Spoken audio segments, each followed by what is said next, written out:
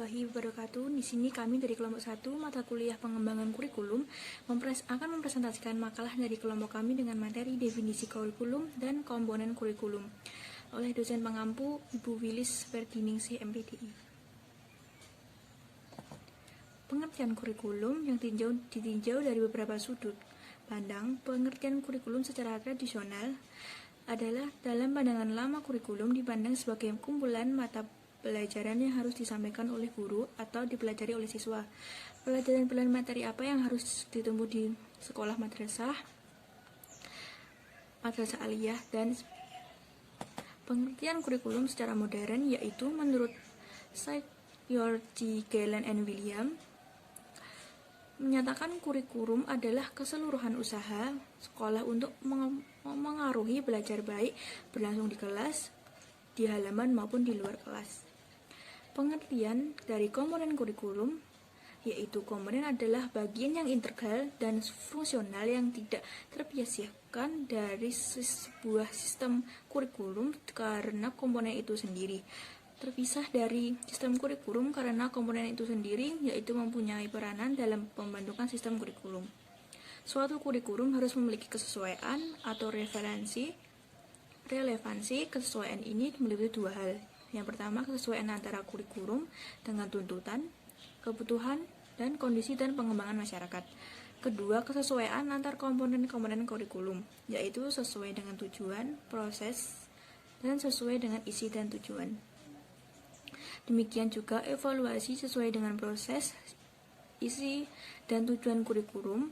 Kurikulum sebagai suatu sistem memiliki konsep-konsep komponen-komponen yang saling berkaitan antara satu dengan yang lainnya, yakni tujuan, materi, metode, mediasi, evaluasi. Komponen-komponen tersebut baik secara mandiri maupun bersama menjadi dasar utama dan membentuk pengembangan sistem pembelajaran.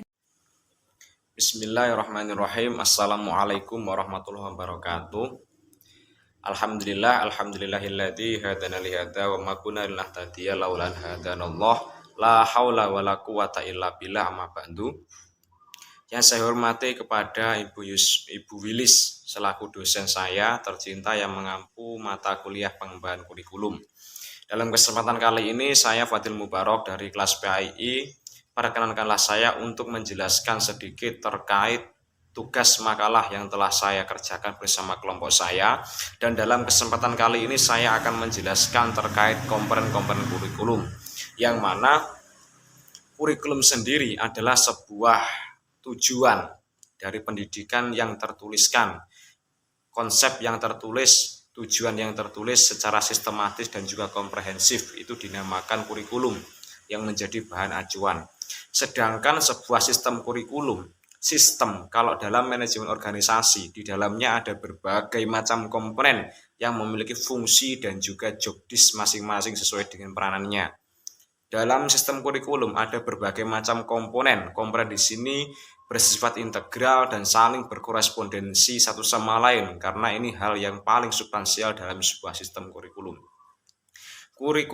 Komponen kurikulum yang pertama adalah komponen tujuan, yang mana tujuan besar yang ingin dicapai dalam sebuah kurikulum pendidikan, bermakna sebuah planning.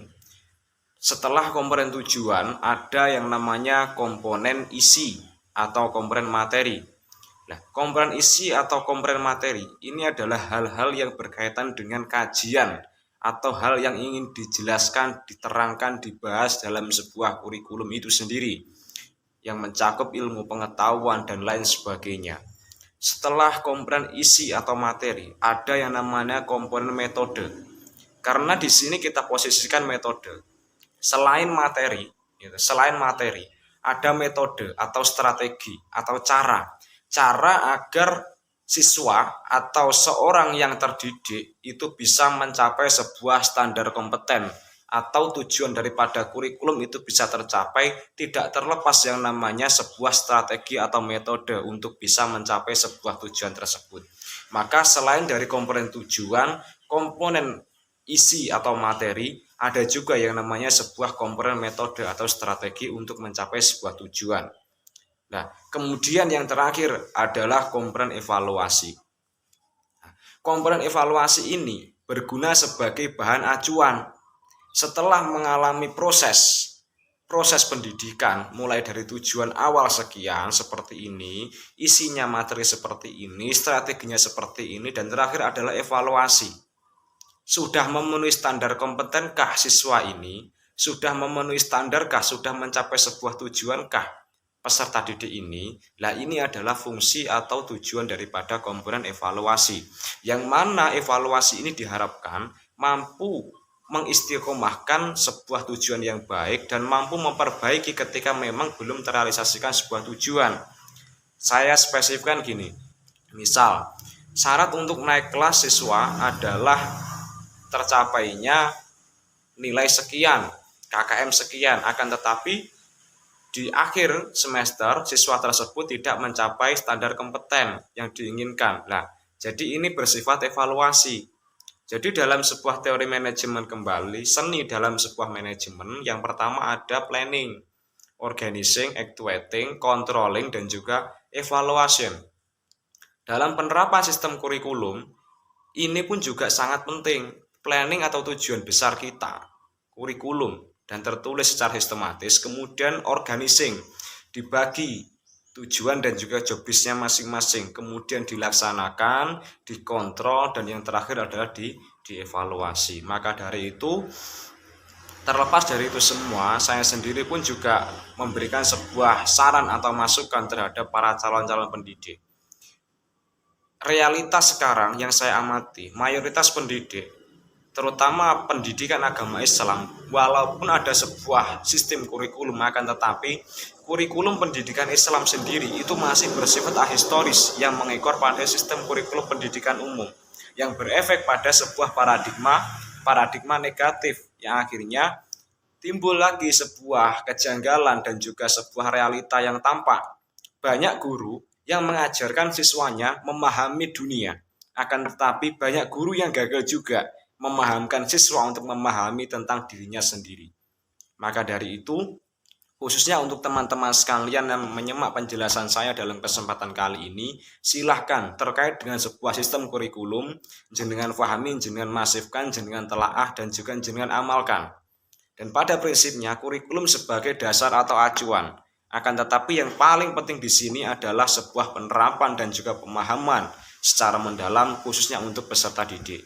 Karena Allah menciptakan manusia berbagai macam kelebihan dan juga kekurangan. Tidak semua siswa harus sukses dalam satu jalur. Tolak ukur keberhasilan itu bukan dari nilai, saya kembalikan lagi ya, bukan dari IPK, bukan dari predikat. Akan tetapi jalan untuk menuju kesuksesan dari masing-masing siswa itu beraneka ragam. Karena ini adalah sebuah anugerah dari Allah Subhanahu wa taala yang tiada tara. Mungkin itu penjelasan saya, kurang lebihnya dari saya mohon maaf. Salam fantastis untuk kita semuanya, hidup mahasiswa, sinergitas menuju baik yang berkualitas. Walafu minkum, wassalamualaikum warahmatullahi wabarakatuh. Baiklah, di sini saya akan meneruskan presentasi dari teman saya, yaitu komponen kurikulum perspektif pendidikan. Berbicara komponen kurikulum adalah bagian integral dan fungsional yang tidak terpisahkan dari suatu sistem kurikulum karena komponen itu sendiri. Dan sedangkan berbicara tentang komponen kurikulum menurut perspektif pendidikan, menurut Tyler, pendapat Tyler ini ada 4 pendapat. Yang pertama adalah tujuan apa yang harus dicapai. Yang kedua, bagaimana memilih bahan pelajaran guna mencapai tujuan itu. Yang ketiga, bagaimana bahan disajikan agar efektif. Dan yang keempat adalah bagaimana efektivitas belajar dapat dinilai. Dari 4 pertanyaan ini diperoleh 4 komponen kurikulum. Yang pertama adalah tujuan, yang kedua adalah bahan pelajaran, yang ketiga adalah belajar mengajar, dan yang keempat adalah evaluasi dan penilaian. Dan menurut pola pikir Tyler ini nampaknya sangat sederhana, namun dalam kenyataannya lebih kompleks daripada yang diduga. Dalam tiap komponen ini saling bertalian erat dengan semua komponen lainnya. Jadi tujuan bertalian erat dengan bahan pelajaran, proses belajar mengajar, dan penilaian. Selanjutnya adalah keterkaitan antara komponen satu dengan yang lainnya. Keterkaitan antara komponen satu dengan yang lainnya adalah dalam program kurikulum ini berisi jenis-jenis mata pelajaran yang diajarkan di sekolah dan berisi tentang mata pelajaran yang berupa uraian dalam bentuk pokok bahasan. Dan untuk mencapai tujuan-tujuan tersebut digunakan strategi pelaksanaan dalam belajar dengan cara mengatur kegiatan sekolah dan secara keseluruhan. Jadi dapat disimpulkan, isi kurikulum yang disesuaikan dengan tujuan pendidikan yang hendak dicapai melalui sekolah. Untuk mencapai tujuan tersebut digunakan strategi pelaksanaan suatu kurikulum. Dan mungkin cukup sekian dari saya. Wassalamualaikum warahmatullahi wabarakatuh.